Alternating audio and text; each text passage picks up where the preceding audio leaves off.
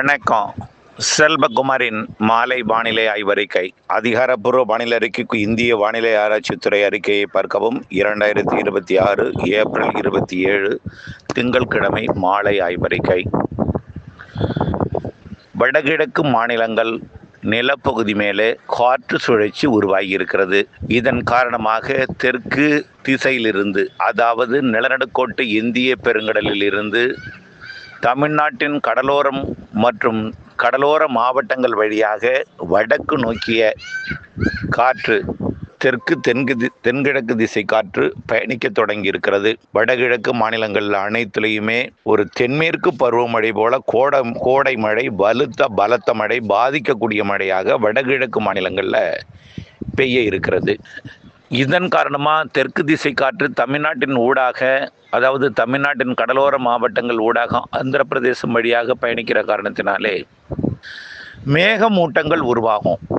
இலங்கையில் மழையே பெய்கிறது, கனமழை இடியுடன் பெய்கிறது.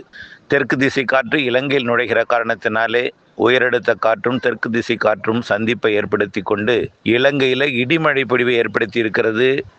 வடக்கு கிழக்கு மாகாணங்களில் தொடங்கிய மழை மேற்கு மாகாணங்களின் உள்பகுதிகள் வரைக்கும் கூட அனுராதபுரம், கண்டி மற்றும் பெரும்பாலான பகுதிகளில் இடி மின்னலுடன் கூடிய கனமழை பொழிந்து கொண்டிருக்கிறது. இந்த மழை மேற்கு நோக்கி நகர்ந்து தமிழ்நாட்டின் கடலோர மாவட்டங்கள், டெல்டாவின் தெற்கு பகுதியில் கூட லேசான மழைப்பொழிவை அதிகாலையில் கொடுக்கலாம். பரவலாக கிடையாது. ஒரு சில இடங்களில் லேசான மழைப்பொழிவை அதிகாலை நேரத்தில் நள்ளிரவுக்கு பிறகு கொடுக்கலாம்.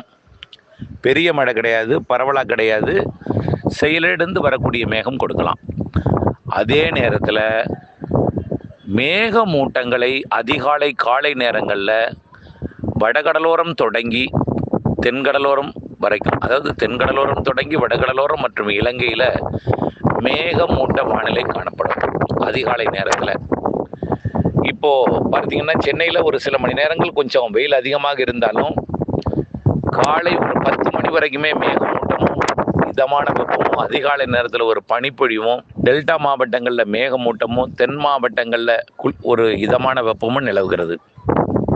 மேற்கு மாவட்டங்களில் மட்டும் அதிக வெப்பம் நிலவுகிறது. கோயம்புத்தூர் கூட தொடர்ந்து 100 டிகிரியை எட்டியே இருக்கிறது.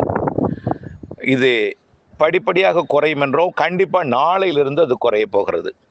கோயம்புத்தூர், பொள்ளாச்சி, உடுமலைப்பேட்டை உள்ளிட்ட இந்த பாலக்காட்டு கணவாய் பகுதிகளில் முதல்ல வெப்பம் குறையும். கடலோரம் இதே வெப்பம் மே 15 வரை தொடரும். இதில் வெப்பம் உயர்வதற்கு வாய்ப்பில்லை. மீனம்பாக்கம் மட்டும் 100 டிகிரியை தொட்டு இருக்கு. காரணம் என்னென்னா, மீனம்பாக்கம் சுற்றி இருக்கக்கூடிய பகுதிகளில் மரங்கள் இல்லை. உணரும் வெப்பம் அதிகமாக இருக்கு, மரங்கள் இல்லாத காரணத்தினாலே. ஆக இது செயற்கையாக ஏற்படுத்தக்கூடிய ஒரு அமைப்புன்னு தான் நம்ம சொல்லணும். மீனம்பாக்கம் மட்டும் 100 டிகிரி தொட்டிருக்கு, வேறு எங்கும் இல்லை. வேலூருக்கு மேற்கே 100 டிகிரி. கரூர், பரமத்தி வழக்கமாக எப்பொழுதுமே 102 இருக்குது. ஆனால் இது வரைக்கும் 105 டிகிரிக்கு மேலே போகலை. ஒரு நாள் மட்டும் 106 போணுச்சு. இப்போ இந்த 104, 102க்கு மேலே இருக்கக்கூடிய 104 என்ற நிலையில் கரூர், ஈரோடு தொடரும், சேலம், நாமக்கல் தொடரும், வேலூர் தொடரும். சென்னைக்கு பொறுத்த வரைக்கும் இந்த 100 டிகிரி என்று மீனம்பாக்கம் மட்டும்தான் இருக்கும், வேறு எங்கேயுமே இருக்காது. அது 38 டிகிரி செல்சியஸ். பிற பகுதிகளில் 37 டிகிரி செல்சியஸ் இருக்கும், அதாவது 98.6. இதற்கு மேலே போக வாய்ப்பில்லை. வேறு எங்கேயும் சென்னையில் வெப்பம் உயர்வதற்கு வாய்ப்பில்லை. சென்னையை பொறுத்த வரைக்கும் 98.6 டிகிரி செல்சியஸ் வெப்பம் அதிகபட்சமாக இருக்கும். பெரும்பாலும் 96, 95, 94 டிகிரி வெப்பநிலை தான் இருக்கும். அதிகாலையில் பனிப்பொழிவு கூடியிருக்கும். தென் மாவட்டங்களில் கொஞ்சம் கொஞ்சமாக வெப்பம் குறையும். மழைப்பொழிவு தொடங்கிவிட்டது. மேற்கு தொடர்ச்சி மலை தென் மாவட்ட பகுதியில். நல்லா புரிஞ்சுக்கங்க, ஒவ்வொரு மாவட்டமும் சொல்கிறேன். எங்கள் ஊரில் நான் சொல்லலையே அப்படின்னு ஆதங்கம் இருக்கும் உங்களுக்கு. புரிதல் காரணமாக ஒவ்வொன்றாக சொல்லிகிட்டே வர்றேன். இப்போ இலங்கையில் பெய்யக்கூடிய மழை அதிகாலையில் டெல்டாவின் கடலோரத்தில், தென்கடலோரத்தில் தூறலாம். ஆனால் இன்றைக்கு, அதாவது நாளை அதிகாலை 28 அதிகாலையில் கொடுக்கலாம். 29ஆம் தேதி உறுதியாகவே ஒரு சில இடங்களில் லேசான மழை தெரிகிறது. டெல்டாவின் தெற்கு பகுதி மற்றும் தென் மாவட்டங்களின் கடலோர பகுதி, ராமநாதபுரம், புதுக்கோட்டை, இந்த நாகப்பட்டினம், திருவாரூர், தஞ்சாவூர் கடலோர பகுதி, அலையாத்தி காட்டு பகுதின்னு சொல்லலாம். தூத்துக்குடி மாவட்ட கடலோர பகுதிகளில் 28 வாய்ப்பு, ஓரிரு இடங்களில் 29 அதிகாலை வாய்ப்பு கூடுதல். 30ஆம் தேதி உறுதியாகவே தெரியுது. இப்போ மேற்கு தொடர்ச்சி மலை தென் மாவட்ட பகுதிகளில் பெய்து கொண்டிருக்கக்கூடிய மழை இன்றைக்கும் பெய்யுது, அங்கங்கே பெய்கிறது. இது வரக்கூடிய 28 மாலையிலிருந்து கொஞ்சம் பரப்பில் கூடும். 29 பொள்ளாச்சி, உடுமலைப்பேட்டை உள்ளிட்ட நீலகிரியில் இன்றைக்கு மழை மேற்கு பகுதியில். இப்படி போல் நீலகிரி முதல் கன்னியாகுமரி வரைக்கும் 29, 30 மழை வாய்ப்பு உறுதியாகிறது. அதே நேரத்தில் தென் மாவட்டங்களில் ஆங்காங்கே இருக்கும். டெல்டாவின் தெற்கு பகுதியிலையும் ஒரு சில இடங்களில் இருக்கும். ஆனால் டெல்டாவில் பெரிய மழை இருக்காது, சும்மா ஒரு கொஞ்ச நேரம் இருக்கும், ஒதுக்குதலுடன் இருக்கும். தென் மாவட்டங்கள் கடலோர பகுதிகளையும் கொஞ்சம் நேரம் ஆங்காங்கே இருக்கும். மேற்கு தொடர்ச்சி மலையில் கொஞ்சம் நல்ல மழை இருக்கும். 29, 30 1ஆம் தேதி என்ன ஆகும்னா கர்நாடக எல்லையோரம் 30ஆம் தேதியே கிடைக்கும். 30ஆம் தேதியே கர்நாடக எல்லையோர மாவட்டங்களுக்கு கிடைக்கும். 29 வாய்ப்பு, 30ஆம் தேதி உறுதி. மேலும் 1ஆம் தேதிக்கு மேலே கர்நாடக எல்லையோர மாவட்டங்கள் படிப்படியாக மழைப்பொழிவு அதிகரிக்கும். அதாவது கிருஷ்ணகிரி, தருமபுரி, ஈரோடு, சேலம் மற்றும் நாமக்கலுக்கு வெயிலுக்கு பின் மாலை இரவு மழை, சேலத்திற்கு வெயிலுக்கு பின் மாலை இரவு மழை இருக்கும். ஆனால் மேற்கு ஓரம் மழை உறுதி. கர்நாடக எல்லையோரம் 3ஆம் தேதியிலிருந்து மேலும் மழை பரவலாகும். எந்த அளவிற்கு படிப்படியாக கிழக்கு கடலோர மாவட்டங்களுக்கு மழை முன்னேறுகிறதோ அந்த அளவிற்கு மேற்கு தொடர்ச்சி மலை மாவட்டங்களோட பகுதிகளில் மழை பரவலாகும், மழையோட அளவு கூடும். ஆக வங்கக்கடலோர மழைப்பொழிவு எப்பொழுது தொடங்குகிறதுன்னு பார்த்தீங்கன்னா 4ஆம் தேதி தேர்தல் வாக்குப்பதிவு அன்றையிலிருந்து கொஞ்சம் வடகடலோரம்லாம் எட்டும். அதற்கு பிறகு அப்படியே படிப்படியாக மழைப்பொழிவோட பரப்பு கூடும். ஆனால் ரொம்ப போராடி தான் கடலோரத்துக்கு வரும். சென்னைக்கும் திருவள்ளூருக்கும், சென்னையை விட செங்கல்பட்டுக்கு கொஞ்சம் கூடுதலாக இருக்கலாம். ஆனால் ஒதுக்குதல் அதிகமாக இருக்கும். ரொம்ப போராடி தான் வரும்.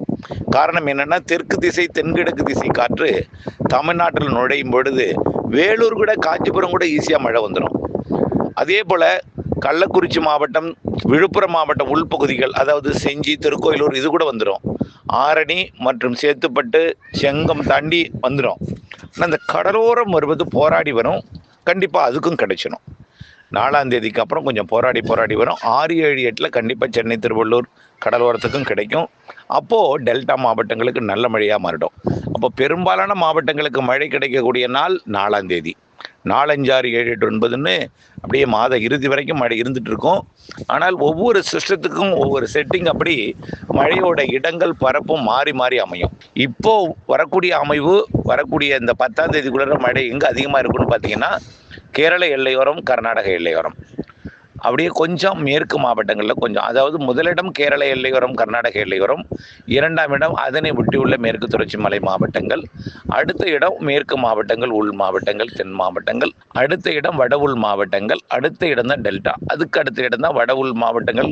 கடலோர பகுதியை நெருங்கும். கடல் ஓரம் திருவள்ளூர், சென்னைக்கு ரொம்ப போராடி முன்னேறும். அதனால மழை இல்லையே வெயில் வாட்டும் அப்படின்னு நினைக்க வேண்டாம். வெயில் அளவாக தான் இருக்கும். வெயில் 37 டிகிரி செல்சியஸ், அதாவது 98.6 டிகிரி ஃபாரன்ஹீட் என்ற அளவில் வெப்பம் இருக்கும் கடலோரம். எங்கே வெப்பம் அதிகமாக இருக்குன்னு பார்த்தோன்னா பொள்ளாச்சி உள்ளிட்ட பகுதிகளுக்கு குறையும். கடலோரம் இப்போ இருக்கக்கூடிய வெப்பநிலையே தொடரும். உள்ளே தொடர்ந்துட்டு இருக்கும். அது எங்கன்னா ஈரோடு, கரூர், சேலம், நாமக்கல், இந்த மதுரை, கோவில்பட்டி இந்த பகுதி. ஆனால் கொஞ்சம் கொஞ்சமாக அதுவும் குறைய ஆரம்பிச்சிடும். முதல் வாரத்தில் 4ஆம் தேதியிலிருந்து அந்த வெப்பமும் குறைஞ்சிரும். அதனால் கவலைப்பட வேண்டாம். அப்படியே பார்த்தீங்கன்னா ஒரு சில இடங்களில் வேலூர் மட்டும் வெப்பம் இதே நிலை தொடரும். வேலூர் மட்டும் தொடரும். ஆனால் தொடர்ந்தாலும் மாலை இரவு இடிமழை பொழிவு கண்டிப்பாக வரும். மாலை இரவு இடிமழை பொழிவு கண்டிப்பாக வரும். ஆக வெயில் குறையும். ஒரு சில இடங்களில் நாம் அறிவிக்கப்பட்ட வேலூர் உள்ளிட்ட பகுதிகளில் தொடர்ந்தாலும் மாலை இரவு இடிமழை பொழிவு வரும். வரக்கூடிய நாட்களில் படிப்படியாக மழைப்பொழிவு தொடங்கி படிப்படியாக பரவலாகும் என்பதில் மாற்றமில்லை. ஆக மழைப்பொழிவு படிப்படியாக பரவலாகும். அதே வேளையில் ஒதுக்குதலும் இருக்கும். ஒதுக்கி பெய்யும் கோடை மழை. ஆனால் மேற்கு தொடர்ச்சி மலை மற்றும் கேரளாவில் பலத்த மழை இருக்கும். கேரளாவில் பாதிக்கும் மழை கூட கேரளாவில் தெரிகிறது. ஒரு சில இடங்களில் பாதிக்கும் மழை. இப்போ கேரள கடலோரத்தில் நம்பர் 1 இடம் பாதிக்கும் மழை பொழிவே தெரியுது. கோடை மழையே பலத்த மழையெல்லாம் தெரிகிறது கேரளாவில்.